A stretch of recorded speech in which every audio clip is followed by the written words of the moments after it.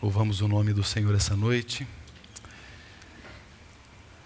Um irmão do passado diz que a alma do homem só encontrará prazer enquanto não descansar em Deus.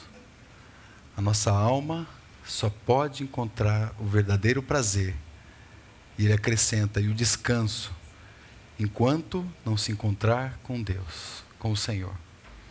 Irmãos, que cada oportunidade do nosso reunir, seja com cânticos, com orações, expressões de coração, que a gente não perca a oportunidade de adorar o Senhor. Irmãos, no final dos tempos, 2 grupos de pessoas estarão fazendo parte dessa terra. Uns estarão adorando ao falso profeta, o anticristo, e outros estarão adorando o Cordeiro. Se nós quisermos saber qual é a marca do anticristo, é a falsa adoração. Quando nós lemos Apocalipse 13, nós vemos um engano ali. Então que o Senhor nos coloque cada vez mais esse conceito em nossas mentes. Irmãos, outro ponto que está sendo muito atacado nos nossos dias, a nossa mente.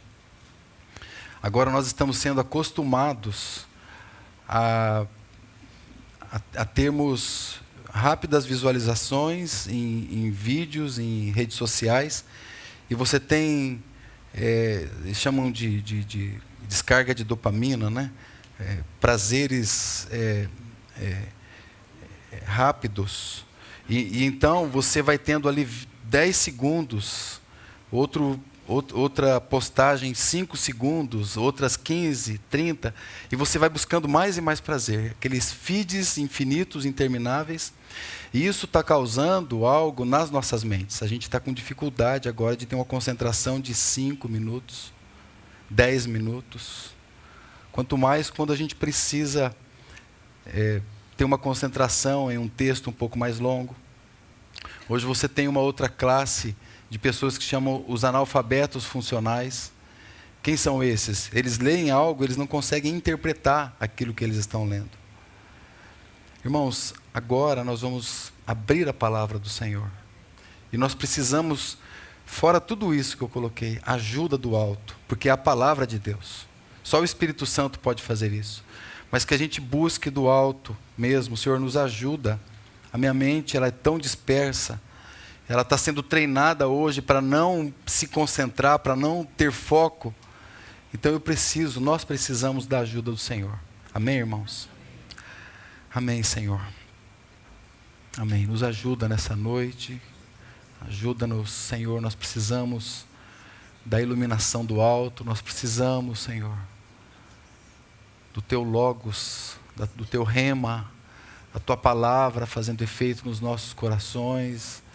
Afinal, Senhor, o Senhor fez todo o universo pelo poder da Tua palavra. E essa noite nós estamos aqui para receber ela, Senhor. Tua palavra, ela é tão preciosa para os nossos corações. E nós precisamos, uma vez mais, nós te pedimos, Senhor, eu te peço, ajuda-nos, Senhor, na compreensão, ajuda-nos, Senhor, na leitura, ajuda-nos, Senhor, no entendimento, ajuda-nos, Senhor, na conclusão, na aplicação da Tua palavra em nossas vidas. O Senhor é o mesmo ontem, hoje e será eternamente. E a Tua palavra, ela é a verdade, Senhor, e ela dura para sempre. E obrigado por ela. Nessa noite nós podemos abri-la aqui, livre e desimpedidamente. Mas precisamos do Senhor para compreendê-la, ó Pai, em nome de Jesus, pelo Teu Espírito Santo. Amém, Senhor. Amém, irmãos. Quero que os irmãos abram no Evangelho de João. Evangelho de João, no capítulo 14. O fato é que nós estamos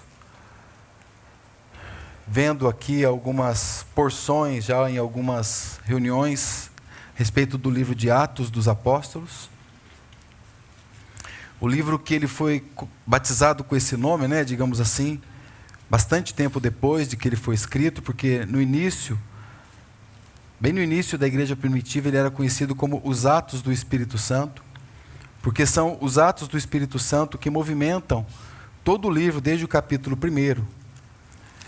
E os Atos do Espírito Santo, nós vemos então percorrendo e caminhando por todo o livro de Atos. É o Espírito Santo que tem o poder, é o Espírito Santo que tem a ação, é o Espírito Santo que tem a atuação, é o Espírito Santo que toma a vida dos apóstolos, eles se mantêm fiéis até o fim.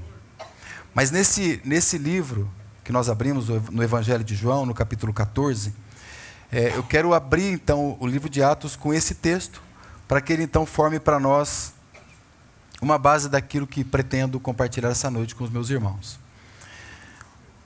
O versículo é o versículo 12.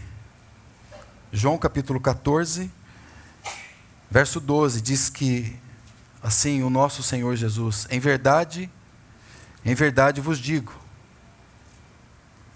aquele que crê em mim fará também as obras que eu faço, e outras maiores fará, porque eu vou para junto do meu Pai. Irmãos, o capítulo 14 do Evangelho de João, antes de irmos para Atos, ele é um livro que é um livro reconfortante, é um livro que traz um bálsamo, em especial naqueles ouvintes ali que estavam, os discípulos. O Senhor Jesus estava como que fazendo uma despedida. Ele começa dizendo: não turbe o vosso coração. Credes em Deus, credes também em mim. Em bem pouco tempo, o nosso Senhor Jesus então iria para a cruz do Calvário. Então ele é que passa a confortar o coração dos discípulos com essa palavra. Agora, ele dá aqui uma garantia contínua desse conforto, desse consolo, dessa assistência do Espírito Santo. E é isso que ele está fazendo. Não turbe o vosso coração. E também diz: se vocês crerem em mim. E aqui eu sei que há muitas dúvidas em muitos corações, porque o Senhor Jesus disse que vocês farão as obras que eu faço, e ainda farão obras maiores das que eu faço. Então o que o Senhor estava querendo dizer nessa preparação dos discípulos para a missão das quais eles estariam então recebendo? Então, o que eu pretendo compartilhar é o livro de Atos e as obras maiores pelo poder do Espírito Santo. Então, no decorrer, nós vamos ver quais são essas obras maiores. Então, vamos agora para o livro de Atos dos Apóstolos. Eu quero aqui, irmãos, tomar algumas porções. Eu separei 10 versículos. Eu vou ler eles para os irmãos, porque os irmãos já vão compreender através da vida da igreja, porque o Atos dos Apóstolos é um livro que nos ajuda a compreender muitas das palavras do Senhor. Tenho dito para os irmãos que, se não fosse o livro de Atos dos Apóstolos, o único livro histórico do Novo Testamento, muita coisa, muitos ensinos do Senhor, muito daquilo que foi falado nos evangelhos, não poderiam ser compreendidos por nós. Mas porque nós temos o livro de Atos, o registro então, desses primeiros irmãos, esses primeiros chamados cristãos, aqueles que eram do caminho, então nós podemos compreender, ter luz acerca de ensinos, doutrinas, que o Senhor Jesus dizia. O primeiro versículo que eu quero que os irmãos tomem é o capítulo 2, o versículo 41. E aqui vocês já vão compreendendo então o que seriam essas obras maiores que o Senhor Jesus fala. Então ele diz assim, Atos capítulo 2, versículo 41. De sorte que foram batizados os que de bom grado receberam a sua palavra. E naquele dia, olha essa expressão, naquele dia agregaram-se quase 3.000 almas, assim diz a minha versão. Outra versão diz, naquele dia juntaram-se com eles quase 3.000 almas, ou foram adicionadas a eles, né, uma outra versão também, agregaram-se a eles 3.000 almas. Outro texto, capítulo 6, versículo 7. Também nos dá aqui uma chave dessas obras maiores do Senhor pelo poder do Espírito Santo. Capítulo 6, verso 7. Essa expressão, e crescia a palavra de Deus. Essa expressão, no seu original, significa que estava havendo um aumento na palavra de Deus. A palavra de Deus estava se tornando grande. É como se a gente pudesse dizer assim, a palavra de Deus estava proliferando.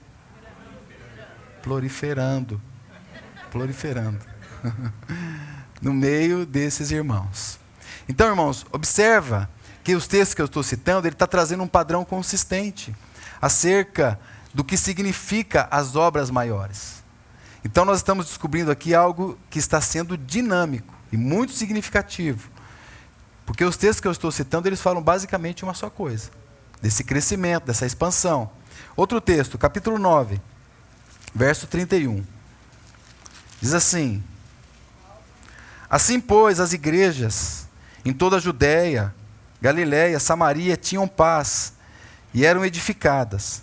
Essa expressão aqui, ó, e ela se multiplicavam, andando no temor do Senhor, na consolação do Espírito Santo. Capítulo 11, verso 21.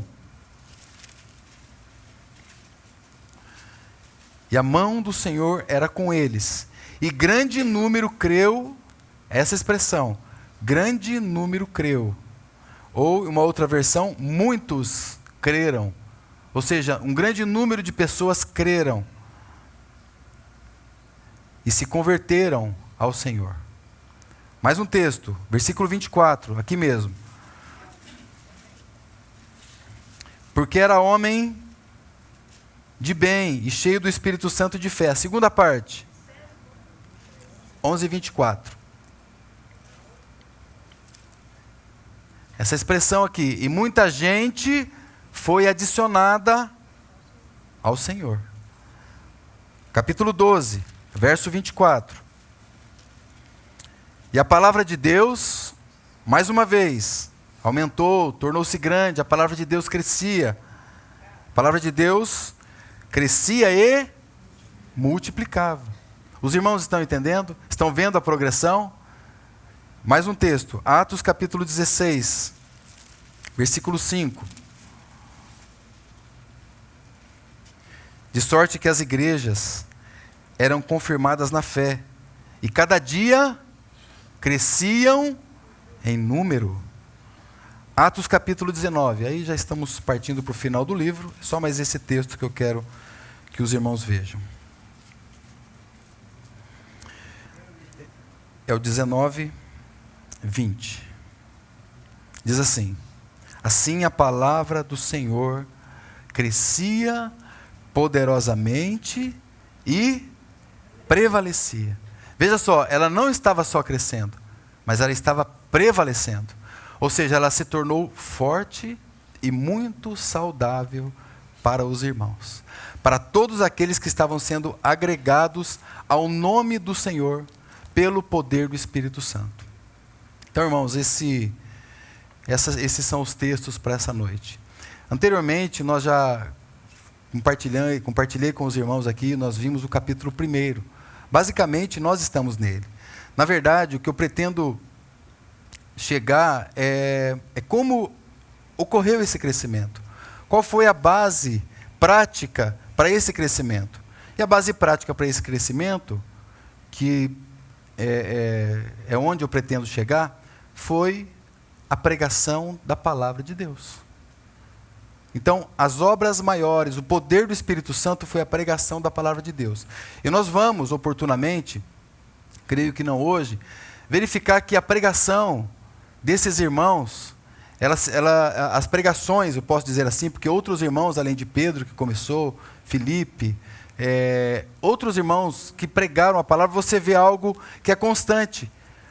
Uma das expressões da pregação é que eles sempre buscavam texto para nós do Antigo Testamento.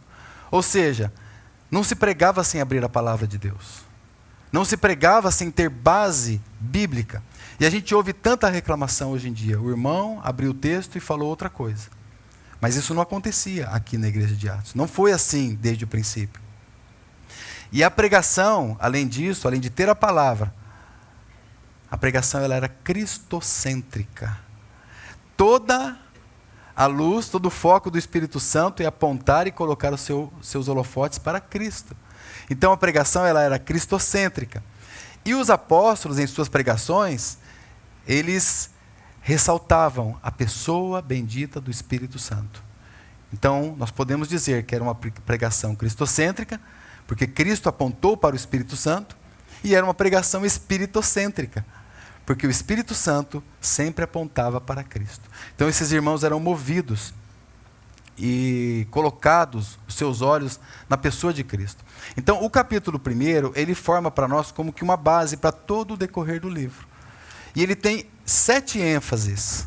Eu não citei isso para os irmãos em outras oportunidades, mas são 7 ênfases no capítulo 1. E a primeira ênfase foi o compartilhado anterior, que foi a ênfase do ensino, da base, da comunhão e a base de fé, que é a Trindade Santa. Então Lucas, nos seus escritos, ele começa destacando isso como que uma plataforma para todo o encaminhar do livro. Ele dizendo, nós cremos na Trindade Santa de Deus. Mas não só isso. A igreja primitiva também, ela tinha os seus pés em cima de um outro fundamento, que era a obediência ao Senhor. E um terceiro, eu disse que são 7 ênfases no capítulo 1. Não, depois os irmãos leiam o capítulo 1, verso 7. Mas é uma tendência muito forte nossa, uma tendência muito forte entre aqueles que interpretam a palavra de Deus e muitas vezes estão buscando na palavra de Deus aquilo que a palavra de Deus não está dizendo ou não tem um fundamento claro. Então o Senhor Jesus aqui, ele diz assim, não convém vos saber os tempos e as épocas, porque eles queriam saber quando que o reino viria. Então, aqui há uma base. Irmãos, nunca queiramos saber demais aquilo que a Bíblia não apresenta demais. Então, será que eu fui eleito? Né? Você tem base bíblica para dizer que eu fui eleito. Será que sou eu que escolho a Deus? É o arminianismo, é o calvinismo? Cristo virá antes da grande tribulação, Cristo virá depois? Por que a gente não pode olhar todos os textos da palavra de Deus, em especial o Apocalipse, né? Eu sei que quando ocorreu a pandemia, muitos irmãos se debruçaram no livro de Apocalipse. Nós mesmos, pelo Zoom, fizemos compartilhar a respeito das 7 cartas, das 7 igrejas do Apocalipse. Mas o que estava no coração dos irmãos naquela ocasião, não era saber quem era o anticristo, se a gente já estava na grande tribulação. Não, era para encontrar Cristo. E a gente não consegue abrir Apocalipse de uma maneira devocional, para buscar ver o Senhor Jesus ali. Porque, irmãos, de Gênesis a Apocalipse, o Senhor Jesus está lá. É esse livro que revela essa pessoa para nós. Quando a gente lê o livro de Atos dos Apóstolos, a gente vê que esses irmãos, eles têm os seus corações aquecidos para essa pessoa bendita que é Cristo. Mas essa é a terceira. Ou seja, às vezes a gente quer saber demais o que a Bíblia enfatiza de menos, né? A quarta é a promessa do poder do Espírito Santo, né? Após o capítulo 2, aí vai ser o envio do Espírito Santo. Mas aqui nós temos a promessa e o poder do Espírito Santo. Quinta ênfase, né? No capítulo 1, é a ênfase, o cântico, inclusive, que nós cantamos aqui, a ênfase da volta de Cristo. Nós não podemos perder de vista, irmãos, essa viva esperança. Os nossos corações, eles estão sendo roubados dessa realidade. A igreja precisa se voltar para isso, para essa grande verdade e realidade. Os irmãos, eles tinham o coração deles, aqueles anjos disseram ali para eles, olha, vocês estão olhando para o alto, fica tranquilo. Assim como vocês viram Jesus subir, ele vai voltar também. Dessa mesma maneira. Então esse deve ser o nosso coração, porque nós somos a continuidade desses irmãos. Irmãos, nós vivemos nesse período que foi inaugurado aqui no capítulo 2, o período de Pentecostes. E esse é o evento para qual nós vivemos hoje, mas o evento para o qual as Escrituras nos diz para olharmos no futuro é a volta de Cristo, não há outro. Não há outro acontecimento, é a volta de Cristo. Agora, se teremos grande tribulação antes ou teremos depois, não é isso que nós esperamos Cristo. A sexta ênfase aqui, e o sexto caráter da igreja primitiva, é uma vida de oração. Depois, se os irmãos quiserem os versículos, mas está tudo no capítulo 1. E o sétima ênfase que ocorre aqui, é a palavra de Deus sendo pregada como uma base para uma igreja genuinamente bíblica. É a palavra de Deus.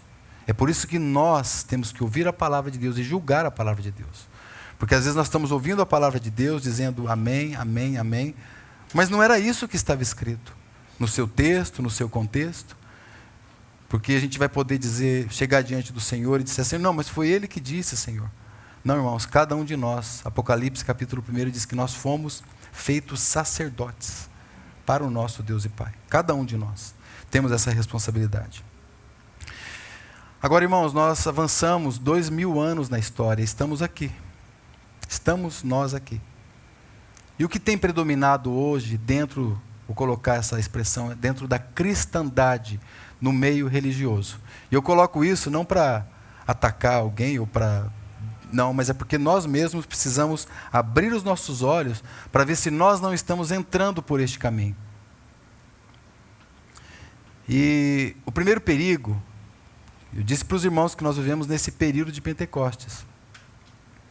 Mas o grande perigo é nós entrarmos no pentecostalismo, que é diferente de Pentecoste. O ismo sempre tem essa denotação de como que uma doença, ou uma expressão enfática extremamente pejorativa e negativa. Pentecostalismo. E hoje o que você tem são homens que se autodenominam apóstolos. Então o cuidado precisa ser nosso para ver tudo isso e julgar tudo isso. Autos ungidos.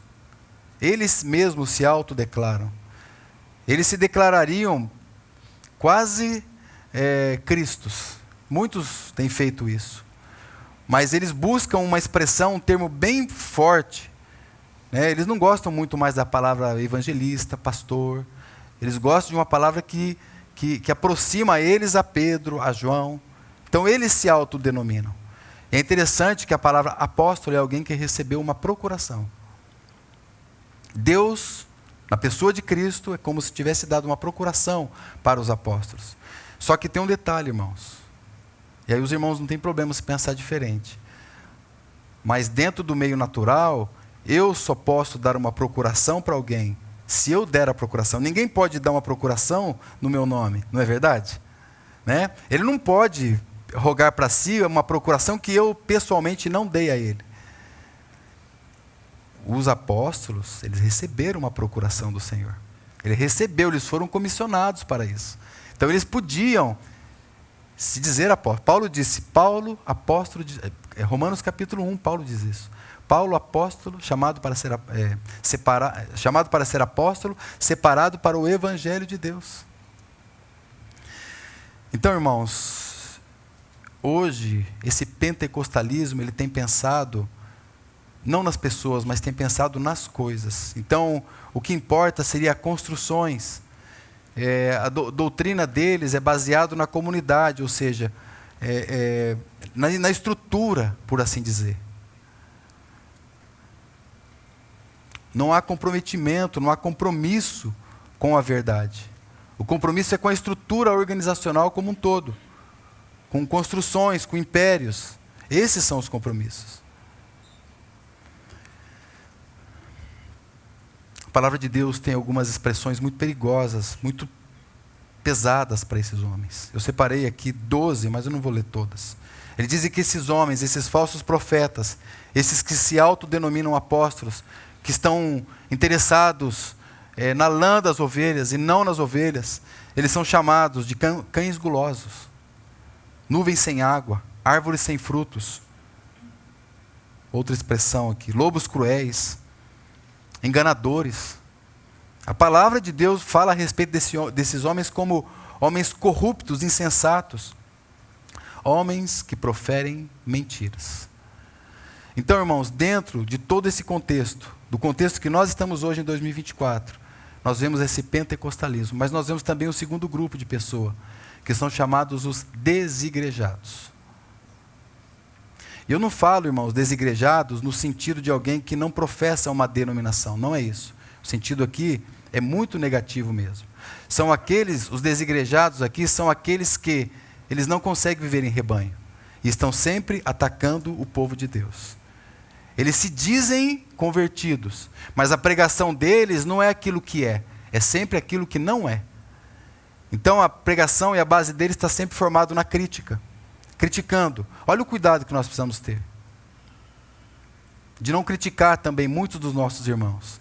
Então, uma esfera desses desigrejados são chamados os evangélicos não praticantes.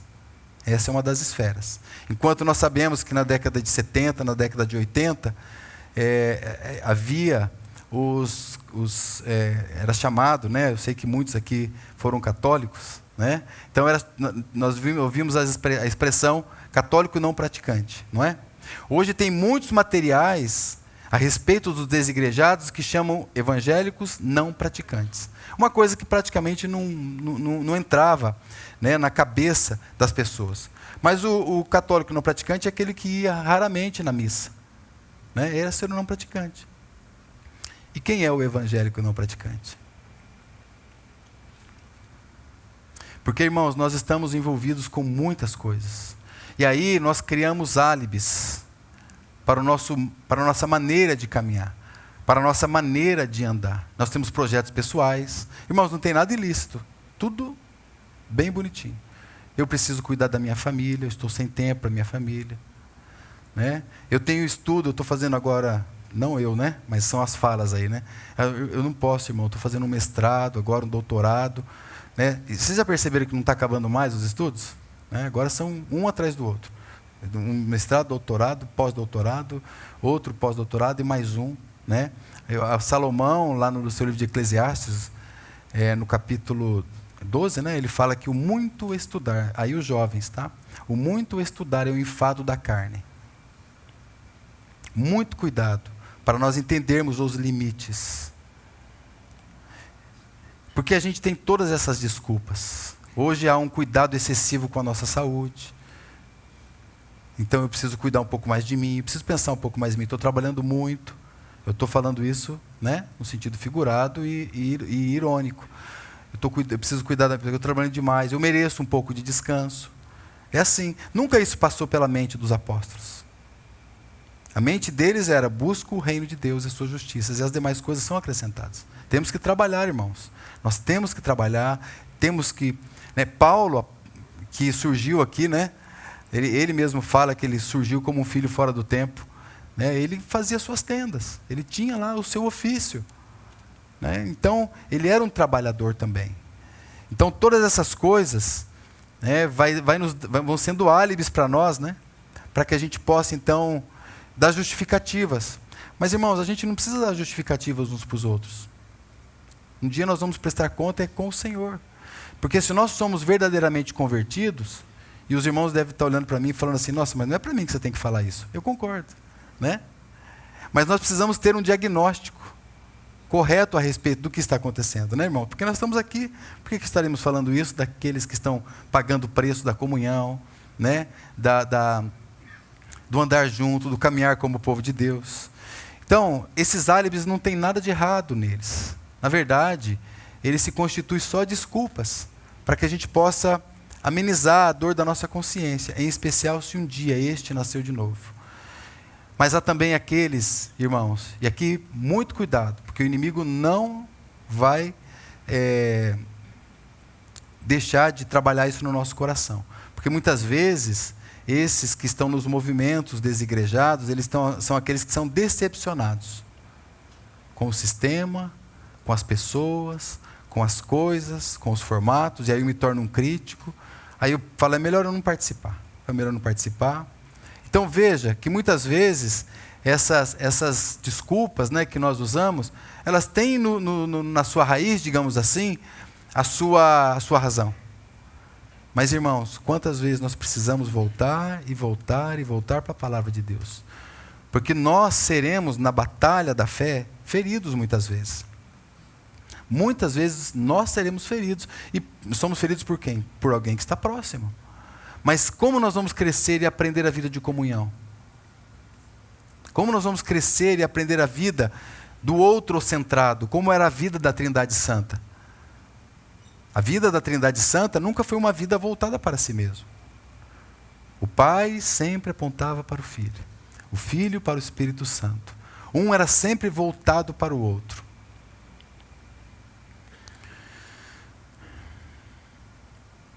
Se estamos feridos, irmãos, na batalha, na caminhada, e muitas vezes isso vai acontecer ou já aconteceu, que nós voltemos ao Senhor. e possamos ter o coração do Senhor, que sejam aqueles que amam a Cristo, mas também amem a noiva de Cristo, a despeito de fatos que possam vir a acontecer ou que aconteceram. Porque é assim, na caminhada será assim. Porque esses homens, eles dizem que são amantes de Cristo, mas eles não amam a noiva de Cristo. Eles atacam a noiva de Cristo. E muitas vezes, como uma figura que eu ouvi, por causa de uma árvore na floresta, ele quer causar um desmatamento. Ou seja, a igreja não serve, muitas vezes por causa de uma situação, ou uma pessoa, ou algo que muitas vezes eu só preciso resolver aos pés do Senhor. Então, irmãos,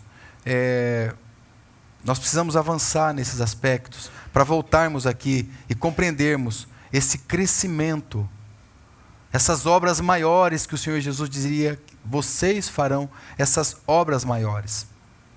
Obras maiores vocês farão.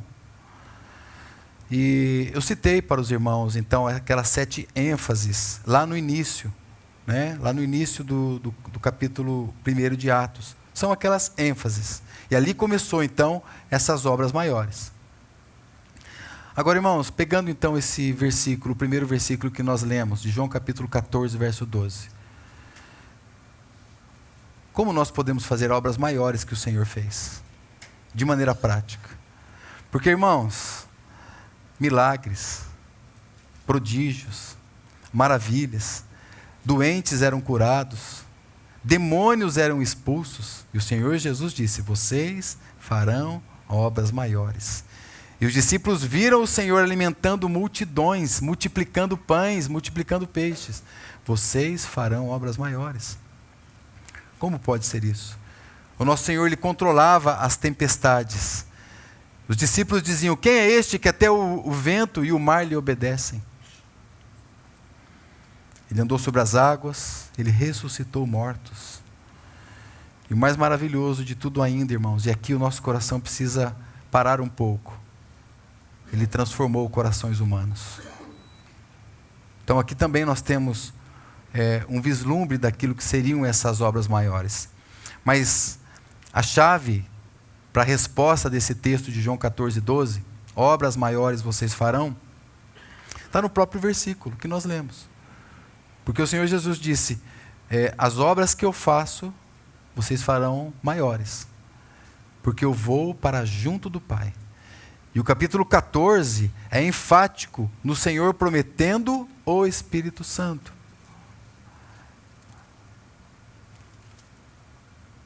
E esse Espírito Santo era como o próprio Senhor mesmo. O próprio Senhor mesmo que estaria na vida desses apóstolos, desses discípulos, né? Porque agora, e a partir de então, diferente do Antigo Testamento, que o Espírito Santo estava sobre, né? O nosso irmão na introdução leu aquele texto maravilhoso, o Espírito Santo está sobre mim, pelo que me ungiu. Mas agora o Senhor está dizendo, o Espírito Santo estará em vocês, dentro de vocês. E Ele vai consolá-lo, Ele vai ensiná-lo, Ele vai fazer você lembrar de todas as minhas palavras. Agora, o Espírito Santo está fazendo habitação no coração de todo aquele que crê na pessoa e obra do Senhor Jesus. Mas, irmãos, se nós temos 7 ênfases no capítulo 1,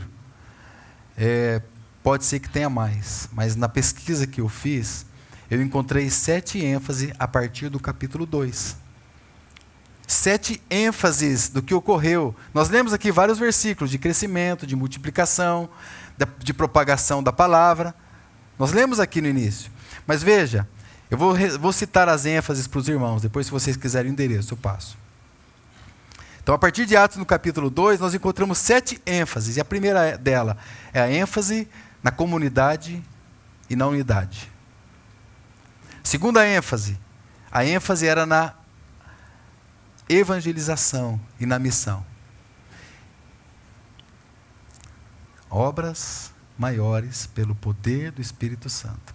A terceira ênfase, então, que nós encontramos, ênfase nos milagres e nos sinais. Quarta ênfase, perseverança diante de toda a perseguição que aqueles irmãos então estariam passando. Quinta ênfase, a inclusão daqueles que não eram povo de Deus, a inclusão dos gentios.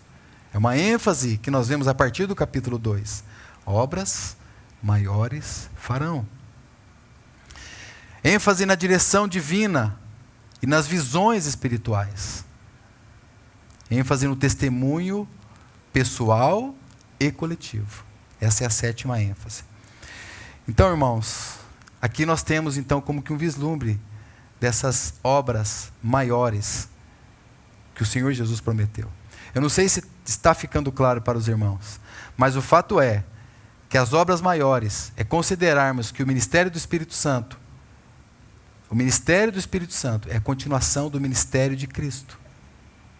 Que o Senhor, quando Ele falou obras maiores vocês farão, Ele não estava se referindo à qualidade das obras. Ele estava se referindo a basicamente 3 alcances, no sentido de quantidade e no sentido de extensão. Obras maiores vocês farão, no sentido do avanço geográfico, crescimento numérico e um alcance cronológico. Faz sentido, irmãos? Ou seja, um avanço geográfico, crescimento numérico e um sentido cronológico de tempo. Deixa eu fazer uma explicação a respeito desse último ponto.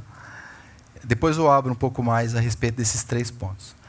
Mas muitos homens no passado, e eu fiz uma seleção aqui de alguns, ainda que eu não li suas obras, e nem pretendo ler também. Os irmãos vão entender por quê. Mas esses homens, eles diziam que o ministério de Cristo, o ministério da igreja, era um ministério falido. O primeiro, eu vou começar de trás para frente, vou fazer melhor.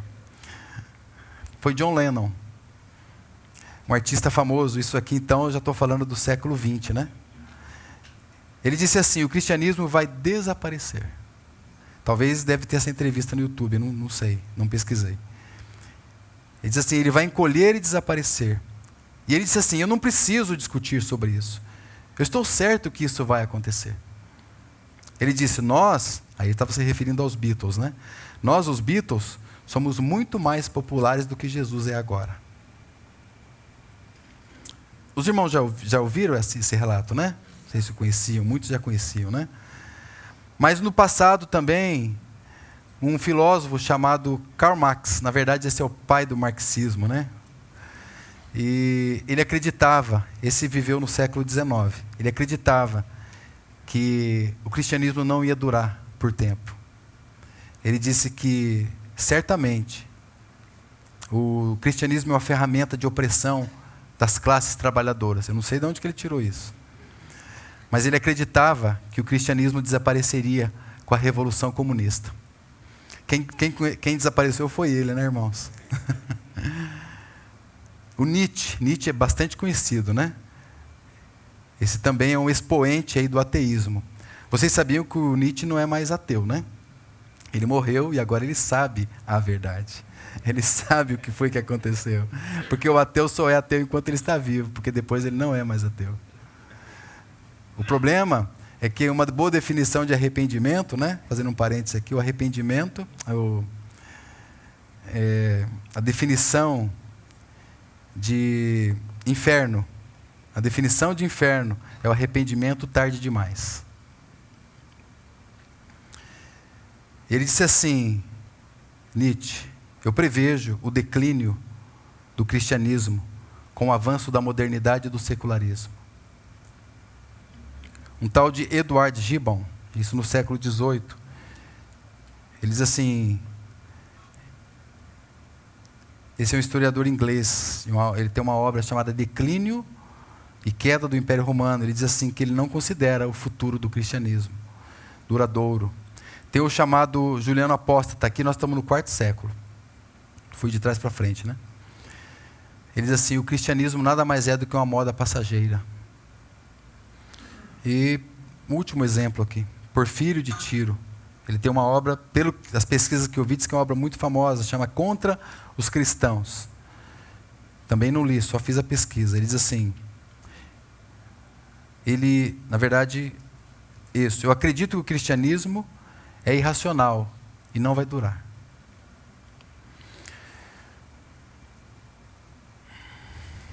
Ele não está aqui para nos ver, né, irmãos?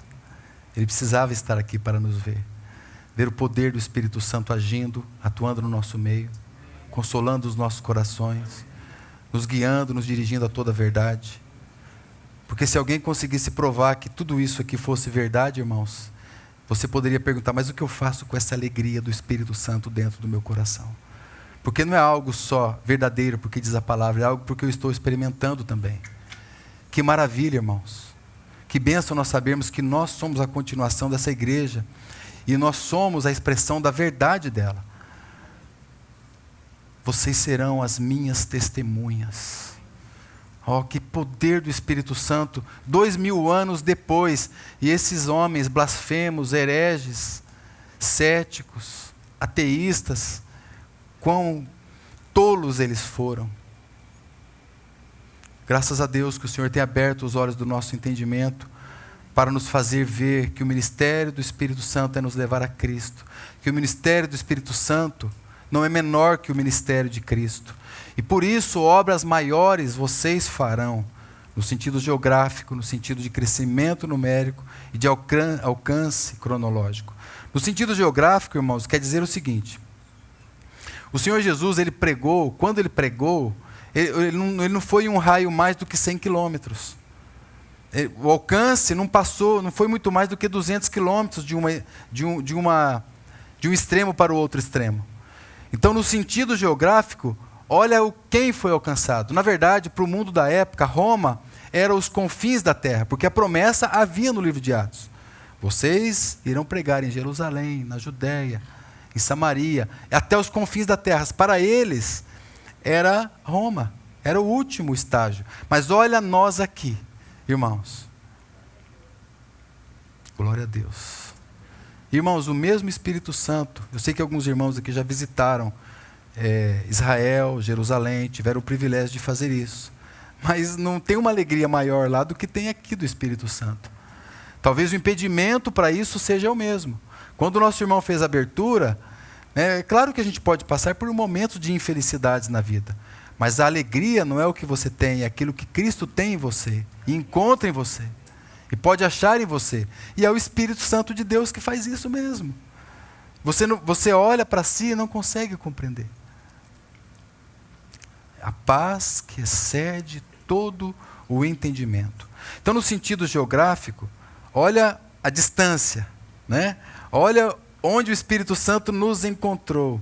Se os confins da terra eram lá na Itália, em Roma, o que nós somos então? E o Espírito Santo nos encontrou. E no sentido numérico, irmãos, também não é difícil de nós entendermos obras maiores. No sentido numérico, o Senhor Jesus, ele teve os seus discípulos. E no sentido numérico, a gente nem precisa ir muito longe para saber o que aconteceu com as verdades da palavra de Deus. Se a gente pegar mesmo o capítulo 2 do livro de Atos, a gente já vê 3.000 ali. Né? Então, o Espírito Santo não tem um ministério menor do que o ministério de Cristo. É a continuação do ministério de Cristo. E no sentido cronológico, quanto tempo foi o ministério do nosso Senhor? O ministério dele terreno. Hoje ele tem o seu ministério pelo Espírito Santo. Já faz 2000 anos. Quanto tempo foi o ministério terreno do Senhor? 3 anos. 3 anos e meio. Os irmãos entendem? Obras maiores farão. O Senhor Jesus disse, e o Senhor Jesus então tem cumprido tudo isso no nosso meio. Alcance geográfico, um crescimento numérico, rompendo tempos, rompendo a cronologia. E nós chegamos, irmãos, nos nossos dias. E para a honra e para a glória do nosso Deus, havemos de fazer parte daquela igreja gloriosa que está lá no livro de Apocalipse. Diz que lá tinha uma multidão, irmãos, multidão, com vestes brancas, que significa.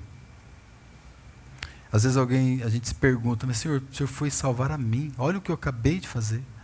Né? Aí você vai falar assim, só se for pela graça. E irmãos, é pela graça que nós somos salvos. Porque isso não vem de vós, é dom de Deus. E no mesmo texto de Efésios 2 diz que as obras que nós fazemos são as obras que Deus preparou de antemão para que nós andássemos nessas obras.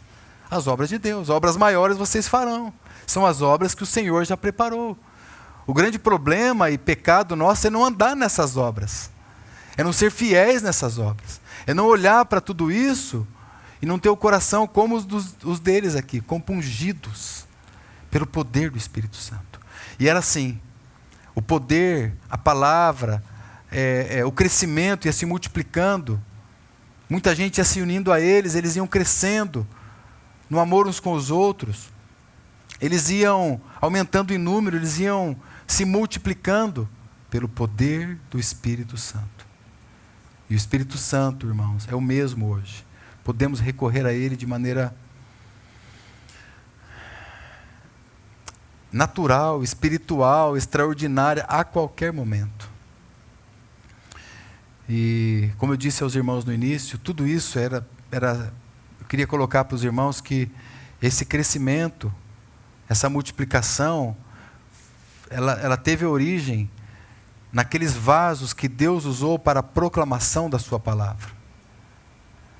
E então havia algo em comum nas pregações, havia algo em comum em todos os sermões, há alguns sermões no livro de Atos. E como eu disse para os irmãos, palavra cristocêntrica e palavra espiritocêntrica. Eu não vou entrar, irmãos, nesses textos, então, com os irmãos. Pedir para os irmãos para nós cantarmos ao Senhor, adorarmos ao Senhor, para nós nos derramar o nosso coração, ver que nós somos a continuidade, não só desses irmãos, mas do Espírito Santo, a continuidade da obra de Cristo. Essas obras maiores, que nós somos então contemplados nessas obras maiores, que nós fomos criados em Cristo Jesus para essas boas obras que Deus já preparou. Irmãos, que nós possamos sair daqui dessa noite carregados com esse poder, abençoados com a presença desse Espírito Santo. Irmãos,